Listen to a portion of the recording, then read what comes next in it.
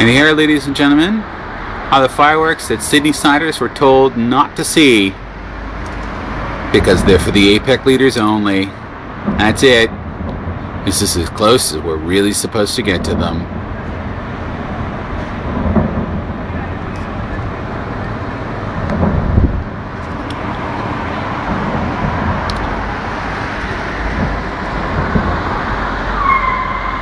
Pretty though.